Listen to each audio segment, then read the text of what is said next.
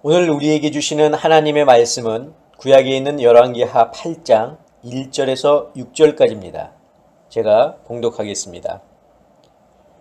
엘리사가 이전에 아들을 다시 살려준 여인에게 이르되 너는 일어나서 네 가족과 함께 거주할 만한 곳으로 가서 거주하라. 여호와께서 기근을 부르셨으니 그대로 이 땅에 7년 동안 임하리라 하니 여인이 일어나서 하나님의 사람의 말대로 행하여 그의 가족과 함께 가서 블레셋 사람들의 땅에 7년을 우거하다가 7년이 다함에 여인이 블레셋 사람들의 땅에서 돌아와 자기 집과 전토를 위하여 호소하려 하여 왕에게 나아갔더라. 그때의 왕이 하나님의 사람의 사환 게하시와 서로 말하며 이르되 너는 엘리사가 행한 모든 큰 일을 내게 설명하라 하니 게하시가 곧 엘리사가 죽은 자를 다시 살린 일을 왕에게 이야기할 때에 그 다시 살린 아이의 어머니가 자기 집과 전토를 위하여 왕에게 호소하는지라. 게하시가 이르되 내 주 왕이여 이는 그 여인이요 저는 그의 아들이니 곧 엘리사가 다시 살린 자니이다 하니라. 왕이 그 여인에게 물으매 여인이 설명한지라. 왕이 그를 위하여 한 관리를 임명하여 이르되 이 여인에게 속한 모든 것과 이 땅에서 떠날 때부터 이제까지 그의 밭의 소출을 다 돌려주라 하였더라. 아멘. 기도하겠습니다. 사랑의 아버지 하나님 감사합니다. 오늘도 저희들을 부르셔서 주님 앞에 서게 하시고 또 이 시간 말씀을 듣는 귀한 시간을 허락하시니 감사합니다. 오늘도 저에게 주시는 말씀 잘 듣게 하시고 오늘도 말씀 속에서 주님을 만나는 귀한 시간, 복된 시간 될 수 있도록 저희들을 주장하여 주시옵소서. 예수 그리스도의 이름으로 기도하옵나이다. 아멘. 사랑하는 성도 여러분, 지난 한 주간 잘 지내셨습니까? 또 말씀 잘 묵상하시고 또 우리에게 주시는 하나님의 놀라우신 은혜를 체험하셨습니까? 우리가 매일 살아감에 있어서 하나님의 은혜가 없이는 살 수 없음을 여러분들 기억하시고 항상 하나님 앞에 감사하는 저와 여러분들 되시기를 부탁을 드립니다. 자, 지난주에 말씀 잠깐 돌아보겠습니다. 이 아람이라고 하는 나라, 사마리아 즉 이스라엘을 공격해서 그 성을 에워싸지 않았습니까? 자, 그러자 성 안에는 먹을 것이 없어서 어려움을 겪고 있었습니다. 자, 그러나 하나님께서 이 아람의 군사들에게 엄청난 군대의 마병과 또 말발굽 소리를 들리게 하셨고 그래서 그들은 지레 겁을 먹고 모든 것을 버리고 도망갔습니다. 자, 이스라엘 백성들이 성 안에서 나와 이 아람의 군사들이 놓고 간 식량이며 또 물자들 모두 수거해서 돌아왔고 엘리사가 말한 대로 밀가루와 보리가 한 세겔에 매매되었습니다. 또 왕의 장관은 결국 엘리사가 말한 대로 그것을 먹지 못했습니다.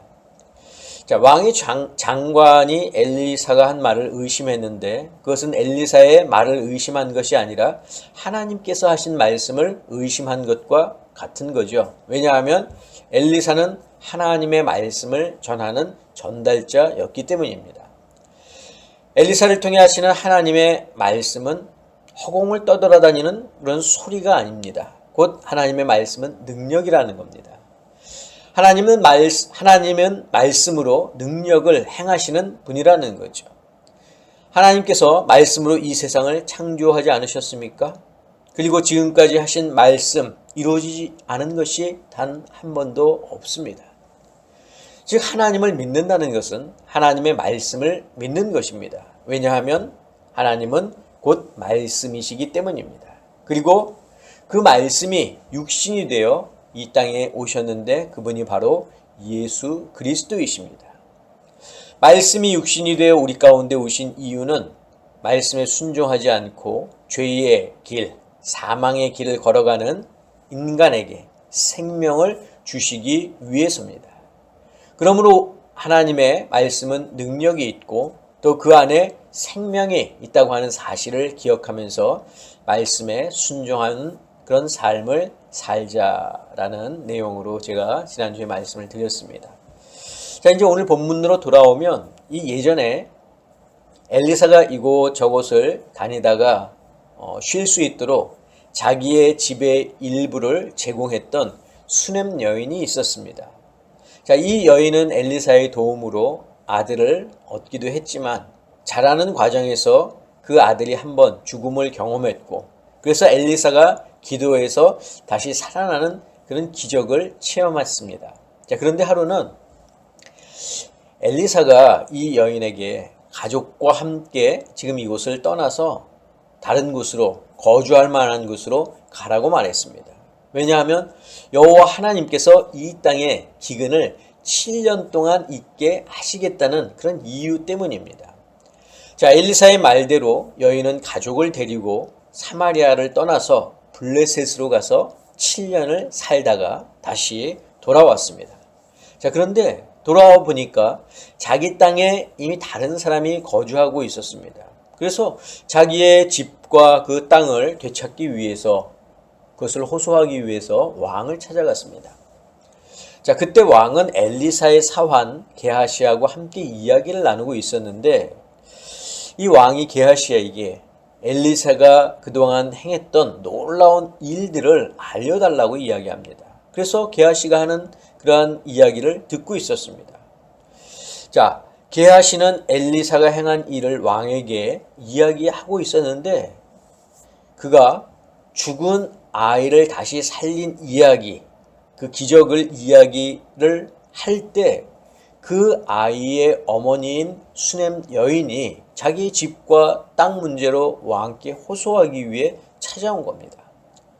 자, 게하시가 한참 이야기하고 있는데 그 당사자가 지금 걸어오고 있습니다. 그러니까 이 게하시가 여인을 가리키면서 저 여인이 바로 그 아이의 어머니라고 왕에게 말합니다. 자, 왕은 여인을 불러서 그 말이 사실인지를 물었고 사실 여부를 확인한 후에 신하를 불러서 여인의 땅을 되찾을 수 있도록 해 주라는 거죠. 자, 그래서 또 그뿐만 아니라 여인이 그 땅을 떠날 때부터 지금까지 그 밭에서 난 소출을 모두 돌려주라고 명령합니다. 이제 여기까지가 오늘 이제 본문의 내용인데, 오늘 본문은 그렇게 길지는 않습니다. 하지만 중요한 사실 두 가지를 담고 있습니다. 자, 오늘 본문을 보면 의구심이 드는 것 중에 하나가 뭐냐면, 왜 하나님께서 이스라엘에 7년 동안 가뭄을 주셨는가 하는 겁니다. 또 하나는 왜 엘리사는 수넴 여인에게 이곳을 떠나 가뭄이 없는 곳으로 가라고 했느냐 하는 겁니다. 자, 첫 번째 질문인 이 7년의 가뭄에 대해서는 우리가 이미 답을 알고 있습니다. 자, 아람의 공격으로 힘든 시간을 보냈던 이스라엘은 또다시 7년이라고 하는 이 가뭄의 어려운 시간을 겪게 됩니다. 자, 제가 2주 전 설교에서 이미 하나님의 회초리에 대해서 말씀드린 바 있지만 이 7년의 가뭄은 하나님의 회초리입니다. 자, 회초리는 자기의 잘못을 깨닫고 또 뉘우치고 다시는 같은 죄를 범하지 않게 하려는 하나님의 사랑의 매라고 했습니다. 자, 그러나 이스라엘은 사마리아 성을 에워싼 이 아람의 공격으로부터 어려움을 겪었던 것이 하나님이 행하신 일이었다고 하는 것을 알았으면서도 자기들의 죄를 뉘우치지 않았습니다. 하나님의 회초리를 맞아 아픈 경험을 했음에도 우상 섬기는 것을 멈추지 않았다는 겁니다. 자, 그러니 하나님의 입장에서는 좀 더 큰 회초리를 들 수밖에 없는 것입니다. 좀 전에 맞은 회초리보다 더 아픈 사랑의 매를 들 수밖에 없었던 것이죠. 그것이 바로 7년 가뭄입니다. 자, 성경에 보면 7년 가뭄에 대한 이야기가 창세기에 나옵니다. 형들에 의해 노예로 팔려간 요셉이 바로 왕의 꿈을 해석해서 애굽의 총리가 되는 일이 있었습니다. 또 열왕기상 17장을 보면 엘리야 때 아합 왕이 하나님 보시기에 악을 행했는데 그때 하나님께서 3년 6개월 동안 가뭄이 있게 하신 이야기가 있습니다. 여러분, 가뭄은 땅에 거하는 모든 생물에게 매우 큰 그런 재해가 아닐 수 없습니다. 사람들은 가뭄에 대응하기 위해서 댐이나 저수지를 만들지만 몇 년 이상 계속 지속되는 가뭄이라고 한다면 그런 것조차도 무용지물이라는 거죠. 더군다나 자연에만 의존했던 그런 시대라고 한다면 그 피해라고 하는 것, 그 고통이라고 하는 것은 이루 말할 수 없었을 겁니다. 자, 그런데 그 가뭄이 하나님이 주신 가뭄이라는 거예요. 이게 중요합니다. 자, 하나님은 전쟁을 통해서 이스라엘에게 회초리를 들기도 하시지만 가뭄이나 풍랑, 지진 같은 이런 자연을 통해서도 회초리를 드신다는 겁니다. 바로 지금이 그때라는 거예요. 계속된 전쟁, 7년의 가뭄, 이로 인한 백성들의 고통, 당연히 이스라엘 왕이라면 이런 어려운 상황이 계속되는 이유가 어디에 있는지 상황을 파악하고 그것을 해결하기 위해 노력해야 했습니다. 더군다나 그것이 하나님이 주시는 어려움이라고 하는 것을 알았으면서도 죄를 뉘우치지 않고 하나님께 나아가지 않았다는 것은 분명 문제가 있는 겁니다. 이것은 우리 성도들에게도 똑같이 적용됩니다. 나에게 닥치는 어려운 일들이 하나님이 주시는 훈련인지 아니면 사랑의 매인지 먼저 구분할 수 있어야 합니다. 그것이 훈련이라면 우리는 기쁨으로 받아야 하겠지만 사랑의 매라고 한다면 우리는 나의 뒤를 뒤돌아볼 수 있어야 됩니다. 그리고 내가 무엇을 하나님께 잘못했는지 찾고 회개하고 하나님께로 돌아가야죠. 사랑하는 성도 여러분, 저는 우리 아름다운 교회 성도 여러분들이 하나님이 주시는 그 어려움을 잘 분별할 수 있기를 바랍니다. 분별을 통해서 내가 참고 인내하며 기다려야 할지 아니면 회개하고 돌아서서 하나님께 나아갈지를 신속하고 정확하게 판단하고 또 행동하는 저와 여러분들이 되시기를 주님의 이름으로 부탁을 드립니다.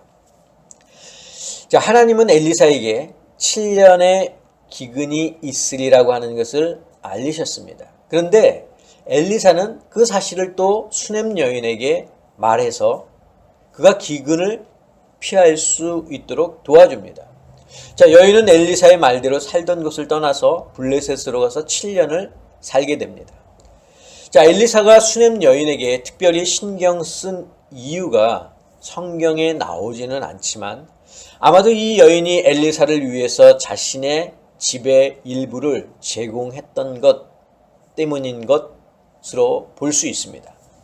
자, 우리 열왕기하 4장 9절에서 10절 같이 보겠습니다. 여인이 그의 남편에게 이르되 항상 우리를 지나가는 이 사람은 하나님의 거룩한 사람인 줄을 내가 아노니 청하건대 우리가 그를 위하여 작은 방을 담 위에 만들고 침상과 책상과 의자와 촛대를 두사이다. 그가 우리에게 이르면 거기에 머물리이다 하였더라. 자, 이 여인 하나님의 사람을 대접한 것이지만 사실은 하나님을 대접한 것과 같습니다.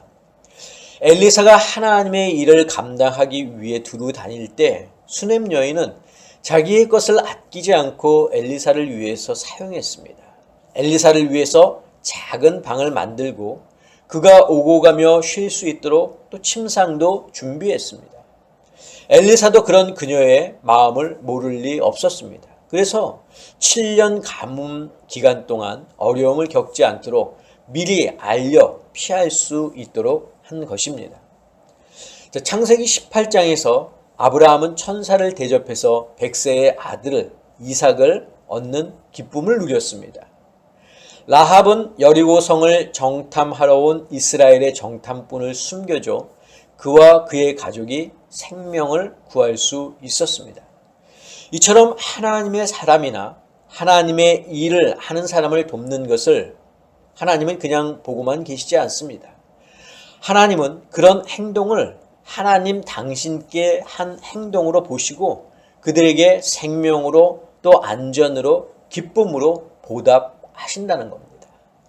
자, 그런데 엘리사를 향한 수넴 여인의 착한 행실이 7년의 가뭄을 피할 수 있도록 돕는 것은 거기서 끝나지 않습니다. 자, 그녀가 가족들을 데리고 7년 만에 블레셋에서 돌아왔을 때 그녀의 집과 토지는 이미 다른 사람이 차지하고 있었습니다. 그래서 이 억울함을 호소하기 위해서 왕을 찾아갔는데 놀랍게도 왕과 게하시가 자기에 관한 이야기를 하고 있었습니다. 우연이라고 하기에는 너무나 놀라운 일이었습니다. 사람들은 이것을 우연이라고 말할지 모르지만 이것은 우연이 아니라 하나님의 섭리고 또 하나님의 인도하심입니다. 그녀가 엘리사를 위해 베풀었던 아름다운 행동이 하나님의 마음을 감동시킨 겁니다. 하나님의 사람을 위해 베풀었던 여인의 행동은 아들을 얻는 기쁨으로, 그 아들이 죽었다가 다시 살아나는 놀라운 기적으로, 또 7년의 가뭄을 피할 수 있는 도우심으로, 잃었던 집과 토지를 되찾는 놀라움으로 보상받게 된 것입니다. 이처럼 하나님의 섭리는 하나님을 따르고 또 하나님 편에 서서 일하는 자들에게 나타난다는 겁니다. 세상 사람들은 우연이라고 여기고 또 신기하다 말할지 모르지만 하나님이 하시는 일에는 결코 우연이 있을 수 없습니다. 하나님의 섭리라고 하는 것은 하나님의 개입입니다. 이것은 무슨 말입니까? 하나님이 우리의 삶 속에 직접 개입하신다는 겁니다. 성도 여러분, 우리가 이 땅에 살아가고 또 내가 혼자인 것 같지만 결코 그렇지 않습니다. 왜냐하면 하나님은 우리 삶에 개입하셔서 항상 우리와 함께 하시기 때문이라는 겁니다. 내가 하는 모든 행동, 생각까지도 하나님이 나와 함께 하시기 때문에 그 모든 것을 아시고 또 그 하나님이 우리 삶에 개입하셔서 우리가 항상 바른 길로 갈 수 있도록 인도하여 주신다는 겁니다. 저는 우리 아름다운 교회 성도 여러분들이 우리 삶 속에 관여하시고 또 개입하시는 하나님의 섭리를 깨닫고 하나님과 동행하는 귀한 성도들이 되시기를 주님의 이름으로 간절히 축원합니다. 기도하겠습니다. 사랑의 아버지 하나님, 오늘도 저에게 귀한 말씀 더하여 주시니 감사합니다.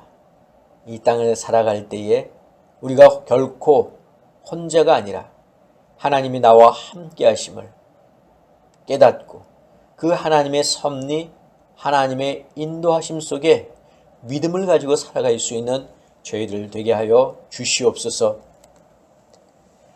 이제는 우리 주 예수 그리스도의 은혜와 하나님의 그 크신 사랑하심과 성령님의 역사하심이 오늘 말씀을 듣고 하나님의 섭리를 깨닫고 하나님의 인도하심 속에 살아가기를 다짐하는 사랑하는 당신의 성도들 머리 위에, 저희들의 가정 위에, 건강 위에, 자녀들 위에, 직장과 사업과 일터 위에 지금부터 영원까지 함께 하옵시기를 간절히 축원하옵나이다. 아멘.